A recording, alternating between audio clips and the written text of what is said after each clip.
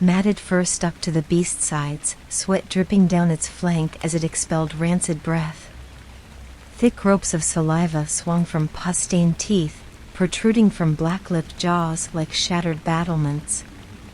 A single black eye glinted out at the world, unmoving, fixed on its prey, its partners sewn shut by coagulated crimson blood, oozing from the gash running lid to lid. Deep furrows scarred the cobbled street beneath, remnants of the creature's sudden halt. Yet even in its unmoving state its breath still stained the air with putrid clouds. It was waiting. Its flanks trembled as a bellows to a furnace, steam rising from its skeletal flesh. Between the patches of wiry fur the black and flaky skin clung tight to broken, twisted ribs. The vertebrae of the spine stuck out like tombstones. The tail stood still, held straight back like an arrow. The few seconds it took to take in this spectacle felt like hours, a stalemate, each player waiting for the other to take the first move. Whoever did would die. Behind the creature the dark burgundy hue of the moon pierced through the clouds, throwing the spires of the city into sharp relief. Against this backdrop was far-off movement, something entirely indistinguishable from the rushing clouds far above. Yet it drew my attention away from the beast a second too long. Without warning the breath was knocked from my lungs, bones cracked and flesh tore. I smelt rotten breath over my face, death, decay, putrefaction all running through my nostrils. Then came the sharp metal tang of my own blood, stinging the air with iron. The claws dug deep into my body, pinning me to the cold stones of the road. I screamed, a voiceless, impotent scream, with no air to carry it from my blood-clogged throat. In a heartbeat I was ripped from the ground, air rushing past my broken form. Sky and street and sky again revolved nauseatingly through my vision, until I found myself inches from the beast's jaws, held aloft like a puppet from a string. The cragged battlements yawned wider, revealing a sore-filled chasm into a foul-smelling gullet. The single eye glittered beyond the snout, a hint of human satisfaction in its inhuman pupil. Once more my bearings were taken from me. I hurtled sideways with the force of a locomotive impact, the ringing intruding upon my ears rivaled only by a harrowing bellow of anguish. I found myself on the stones once more, unable to move all but my eyes. Yet this was enough to behold my savior. An angel of black wings, spread wider than an airship and jagged as a lightning-struck tree. Framed against the rising moon, the angel wrestled with the beast, lifting it into the air with the beating of its great wings, before throwing it to the earth once more with harrowing crunches of collision. Yet still the beast screamed and struck out at its attacker, deafened and blinded, a wounded animal fighting for its life. What had to me been death incarnate was to this winged fiend little more than a rat to be toyed with. Growing bored with its plaything, the angel swung down its sparsely feathered neck and wrapped its impossibly long jaws around the beast's canine skull. As if pulling the cork from a bottle, the angel tore head from neck in one swift motion, showering the road with a rain of blood. Lifting its toothed beak to the sky, it swallowed its foe's head in one single gulp, for high-set eyes reflecting the moon's red light. With a victorious screech that rippled the puddles about me, the angel took hold of the headless corpse and rose to the sky once more. As its silhouette receded into the clouds, I struggled to find breath. My senses were failing me, death's cold grip tightening around my ruined ribcage. At the corners of my vision gathered a murder of crows, patiently awaiting my final breath. Come the morning there would be but bones left for the carriages to run over, grinding my remains into powder on the roadside. I understood now the divinity of the angels, why they were worshipped even in their moralist form. That was no servant of God that spared my life, no herald of hope or bringer of death. Far from an infant with wings, what I had encountered was a deity in its own right. The angel of death, granting me Passover. Whether it was a god or a beast did not matter, it was real, real enough to kill. With the last of my breath, I wrestled movement into my shattered arm, swinging wildly towards my belt.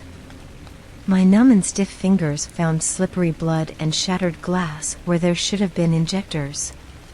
Cursing, I fumbled across my surroundings until I found an intact cylinder. A vial of red elixir, tipped with a serrated needle.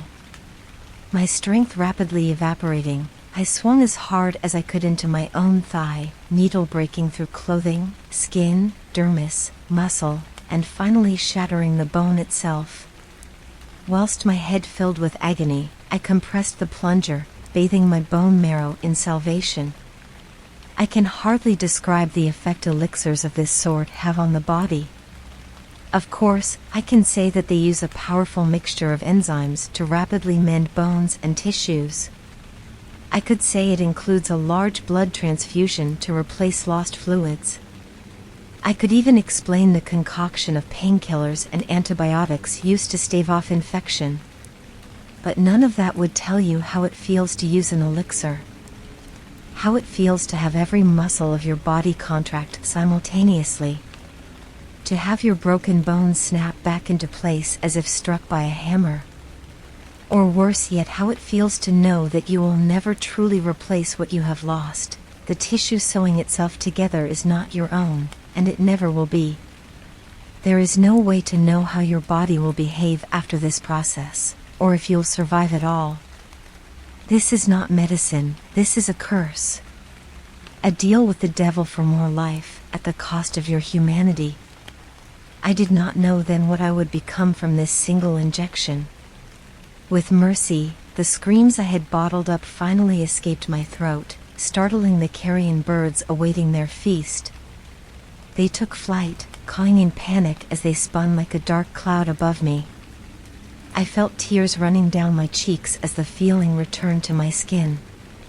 I lifted my head slightly, feeling the weight of my blood-soaked hair dragging behind me. Pain shot through my body, yet the feeling was welcome. Pain meant I was alive. I could hear my heart beating in my ears, blood rushing through my veins. The gloom around me was broken up by dark red puddles, moonlight bouncing off of them into my straining eyes. Across their surface was a patchwork of swirling liquids, the beast's blood mixing with my own, dancing around one another like oil and water. I feared something similar was occurring within my own vessels. With agonizing effort, I drew back my arms and raised myself to be sat upright. I gazed down at myself, the melancholy light revealing only dark patches across my white shirt. Through tears in the fabric, the pale canvas of my skin could be seen, marred by a branchwork of bulging purple veins, all flowing to a band of black skin running from my shoulder to my hip. I ran my fingers along this raised belt, the heat from within causing me to recoil. Along my side I found a solid plate where my broken ribs had fused together, unyielding in my attempts to breathe. This appeared to be the extent of the changes for now, for before I could fully assess my condition, my vulnerability dawned on me, a lone human, sitting in pools of blood with crows circling overhead. Like moths to a flame, all manner of beasts would be drawn here soon. I could not rely on divine intervention to save me a second time. Torturously, I stumbled to my feet, realizing only then that one ankle had become an unresponsive stump. Yet walking was not impossible. The streets were kinder to me that night. I found my way home unhindered. In the days that have followed my last account, I have found my mind restless and plagued with phantasms I care not to describe. One, however, I can bring myself to pen is the reliving of the sighting which almost cost my life. I will admit I have become obsessed with the idea of the angel. I capitalize, for I am firm in the belief that there is only one such beast, and is therefore the angel. Though this is unfounded, I see not how multiple of such a creature could exist unnoticed. My leading theory is that those who have seen the divine beast have not lived to tell the tale. And so, the sleepless nights prior have been spent locked alone in my library. I have not once allowed the fire to smolder, lest the dark it keeps at bay materialize into those beautiful yet disfigured wings within my very home. Furthermore, I have removed or covered any and all reflective surfaces I have come across, yet this I confess is for far more personal reasons. My library was inherited from my father, a doctor of zoology at Greenwich for the better part of his 70 years. This is of note because I do believe this angel to be a beast, and not in any way supernatural in origin. Had I been so inclined, I may have sought out a professor of theology, as much as it would burden my scientifically inclined soul. I consumed volume after volume on mutation and the new-formed evolutionary biology. As a medical pharmacist, I found both such topics fascinating: the way bodies can change, the conditions needed for new species to arise. I considered the very changes observed within my own lifetime, the creatures that now roamed the streets, yet this reminded me with a sickening jolt of the corruption seeping through my own body. I suppose I have procrastinated for long enough upon mentioning my physical condition. Thinking of it brings a great deal of shame, writing it even more so. In truth, I am forced to shed light upon the origin of the elixir I have inserted within my person. It is a medication of my own design, previously untested on all but rats kept within my study. I intended for it to save lives, which it has excelled at in my case. However, the side effects have shaken me to my core. The black belt across my torso has cooled, yet the network of engorged and inflamed blood vessels feeding it remains a vivid purple hue. More concerningly, it seems to pulsate in two distinct beats, roughly 30 of them per minute. These pulsations continue separately from the rate of my own heart, which I have consistently measured at an alarming 150 regardless of my agitation. If I may be candid, I cannot cease to visualize this growth as a leech, a large black leech feeding upon me. This belief is not supported by any evidence, yet I cannot shake it. As for my appearance, this I cannot stand to bear, much less describe. After catching a single glimpse of my blackened, inhuman eyes, I removed all mirrors as previously described. Locking myself away is solely for the purpose of research. However, it does bring a great deal of comfort to know that I will not be seen in such a state. Though London is plagued by beasts, life goes on as usual. For most they are a nuisance, as troublesome as rabid dogs. However, a different story would be told if they dared venture out after dark. The public will not admit they are scared, in such a way as is ingrained in us from birth. Yet fear is the true ruler of this new era. I myself am less troubled by the existence of the beasts as I am by the question of their origin. Within the center of my library, forward from my blazing hearth, stands a platform for a grand piano. A priceless instrument that I have rehomed against the far wall. This relocation was to make way for a blackboard and a great deal of corkboards. Upon these can be found extracts, photographs, and the writings of a madman, all connected with red thread.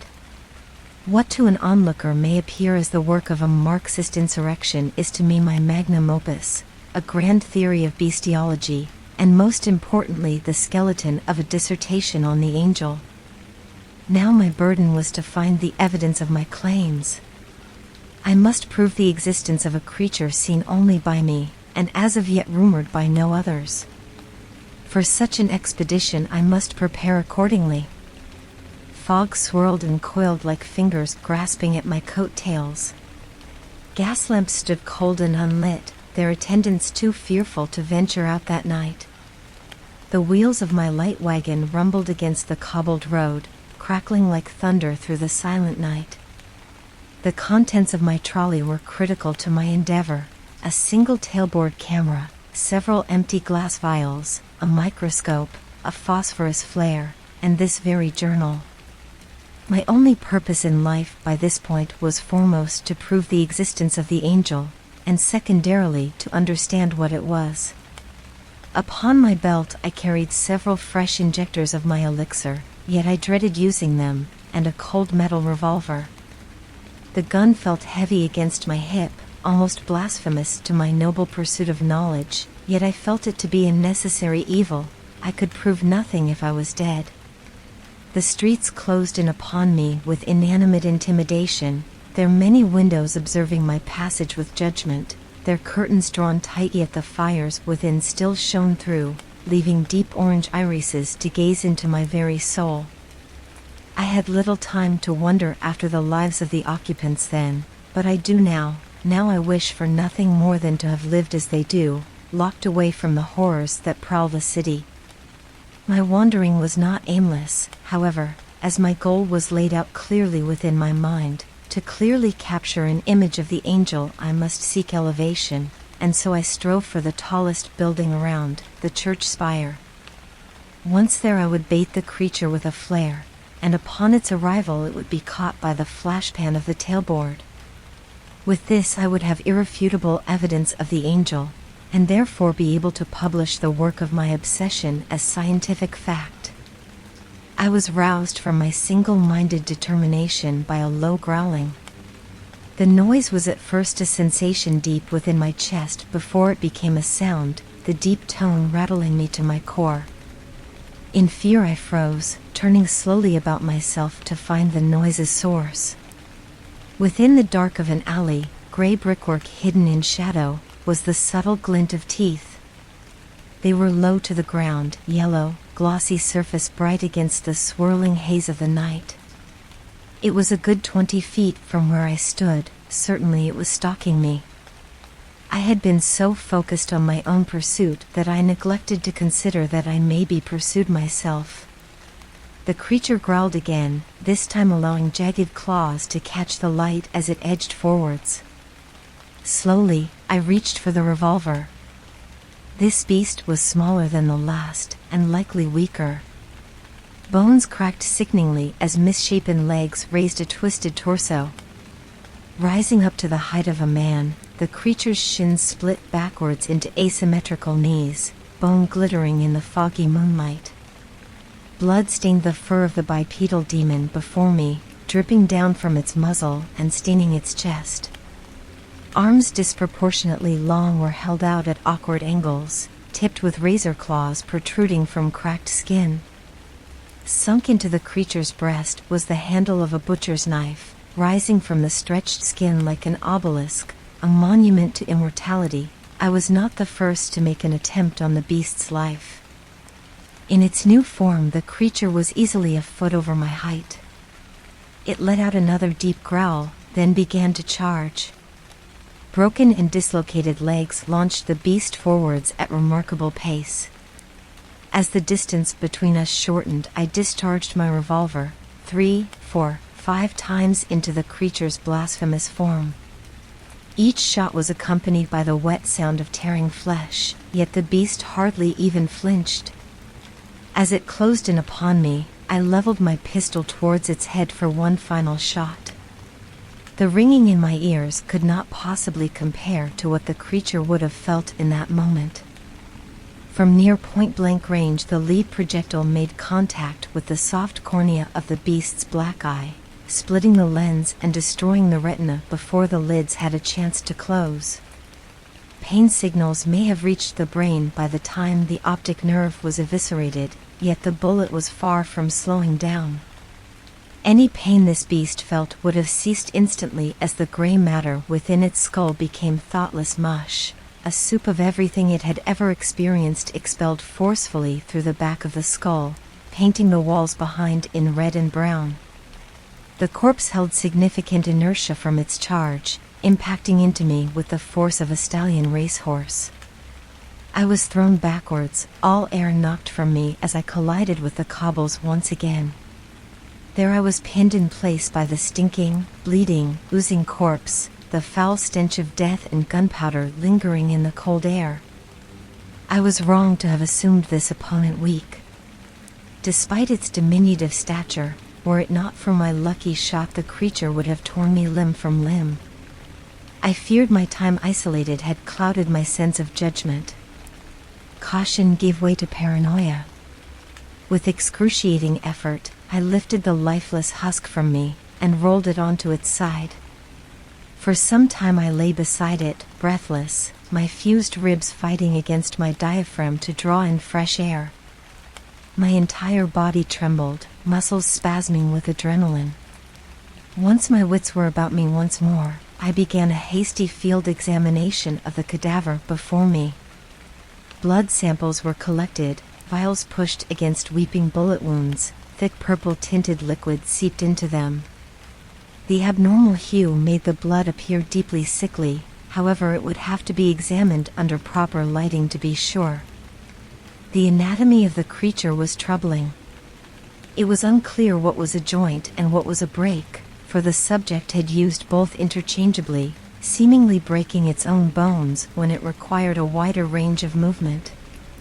The fur made examination challenging, however the skin beneath was stretched tightly across the skeleton, the sore-ridden surface prone to splitting under my touch. This allowed me to view the creature's bones in great detail, though they were coated in flesh and viscera. What at first had been assumed to be canine in origin appeared to me now as disturbingly hominid, resembling closely a great ape or perhaps, sickeningly, a human. However, the bones were too mangled and distorted, riddled with fractures and splits, to be sure of their origin. This disturbing revelation was short-lived, however, as my frightful imagination made fancy of specters bordering on my vision. With these hallucinations came the realization that my gunshots may have attracted unwanted attention. I fled the scene with my cart, laden with samples from the beast, and set out once again for the sanctity of the church. Wind, something so often ignored, can become a harrowing shriek at high altitude. The constant roar admitted no other sound as I established my equipment. The hundreds of steps had rendered me breathless, and able to carry only my camera and flare to this point. Yet this was all I would need. Far below, the fog clung to each building like a blanket of living snow, snaking through each street restlessly. It would not find me up here. In places, the life seeping from shuttered windows gave way to orange illumination glowing within the blanket as embers in a dying fire. I would not be granted sight of anything stalking down below, but for exaggerated shadows, even an alley cat would twist into a grotesque black apparition before my eyes. The tailboard stood on a wooden tripod, aperture facing outward into the inky night. In one hand I held the flash pan, connected by wire to the boxy camera. In the other I held ready the flare. Upon lighting, the beacon sputtered and roared, great plumes of smoke rushing backwards in the howling wind. The center of the red flame burned brighter than the sun, leaving violent spots across my vision. About me the church spire was thrown into sharp relief, tinged crimson as if dripping with blood. Each crack in the stonework became a river of black amidst a plain of sore flesh, gargoyles observed with bleeding eyes, the dark cavities of their mouths hidden in shadow but for their gore-soaked teeth. Light can be as arousing to the fearful imagination as darkness can be. Yet I bade off my nervous disposition to focus on the task at hand. I cast my eyes out into the violent tempest of the night, desperately searching for a flicker of movement that would herald the angel's arrival. Yet the brightness I held disallowed me from seeing beyond the precipice of the church spire. Each roar of the wind was to my mind the beating of monumental wings, each change in its direction the draft of the encroaching behemoth. The flare began to sputter once more, blood dripping down the walls to leave dry darkness in its wake. The red hue became dimmer and dimmer until all that remained was the blazing aurora left within my eyes. Left blinded in the dark night, I cursed loudly, my voice stolen from me by the wrathful wind. In my anger, for which I now see childish, I accidentally set off the flash pan, imprinting onto my stinging eyes once more the all-encompassing disk of a sun. I spent more time than I care to admit breathing heavily, clutching at my burning eyelids. I packed up the tailboard and prepared myself for the descent, disappointment heavy in my heart. Oh, what fresh hell I have stumbled upon! Never before have I been more resolute in my belief that God himself is dead, for what grand creator would permit such a thing to exist? I am filled with blasphemous dread. What eternal torment could be worse than this earth? I must compose myself, lest I be unable to describe the events that transpired upon my return. Let us begin with my examination of the samples gathered. My disappointment was so great that I set aside the camera, instead endeavoring to distract myself with the blood of the creature. I removed blood samples from the vials and pipetted them gingerly onto a microscope slide. By the light of a candle beneath them, I peered through the lens with a sketchbook ready for observations. Thousands upon thousands of eyes stared back at me, unmoving, unforgiving. The millions of cells within the sample watched with red irises and black pupils, never breaking contact with my own. I threw myself backwards in disgust and terror, breathing uncontrollable. Of course I knew what a red blood cell was. I knew its appearance, its structure, its function. Yet despite this I could not shake the chilling notion that these were eyes. In a moment of irrational terror, yet masquerading as logical experimentation, I drew a sample of my own blood and placed it upon the microscope. Here again were those same eyes. At the corners of my view they appeared to blink, yet drawing my gaze over them revealed them to be as unmoving as ever. It is with great discomfort I divulged that I could not tell a difference between my own sample and that of the creatures. Both stared back at me with the same contempt and judgment. To distract myself yet again, I turned back to the camera. Despite knowing it to be pointless, I developed the single piece of film within. Staying inside the gloom of the pantry I was using as a darkroom was torturous, each scurry of a rat in the walls spiking panic through my chest. I am far from a photographer, yet I understood the basic process of developing photographic film. This tedium I used to clear my mind of any inclination towards eyes. I left the photographic paper hanging from a line, and gladly embraced the warmth and light of the library once more. There I stayed for some time, staring at the microscope from a distance, daring not to get close lest the samples gain life and attack me. To pass the time I serviced the revolver, replacing the spent rounds in the spinning chamber. There is no place in heaven for my soul now. Were it not a sin to take my own life, I would still be condemned to fire and brimstone if my death was to be of natural causes. I am a perversion of God's divine likeness. I bear no honor to hold the title of humanity. This journal was to be the foundation of a scientific paper, a breakthrough in biology and bestiology. Now it shall serve as a tale of my demise. Poison has destroyed my body, obsession has destroyed my mind, corruption has destroyed my soul. No miracles were to be found in my studies. The witchcraft I injected brings only torment. The angel will come for me soon, I am sure of it. I do not wish to go with it. My passage to Lucifer will be escorted by lead. I will visit him on my own terms, and answer for my sins. This is goodbye. Inspection of the property revealed no signs of a corpse or a firearm. It is suspected that the owner of the house is at large and may be dangerous. A psychologist from the nearby asylum will consult on this case moving forward. The contents alluded to within the text were discovered and examined. Their descriptions are as follows. Multiple samples of human blood, various stages of decomposition, some stored in sealed glass vials, some on microscope slides. An empty tailboard camera, flash pan recently discharged. A singular photograph depicting what appears to be a large black mirror. The borders of this mirror appear to be gray and flesh-like, with small feathers scattered in small patches. Potentially an eye, however this is unlikely. Within the mirror can be seen the bright discharge of the pan, however besides this can be barely made out a bipedal figure. The body appears disfigured and contorted. It can be assumed that this is the silhouette of the author, therefore this image will be enlarged and distributed to all officers within the locality. It would appear that this image caused considerable distress to the photographer, however its authenticity is yet to be ascertained. No beast matching the description of the angel has been spotted, however other beings described match that of large feral dogs the City of London has been plagued by as of late. This investigation is ongoing. A formal request has been put through to Scotland Yard to consider the matter further.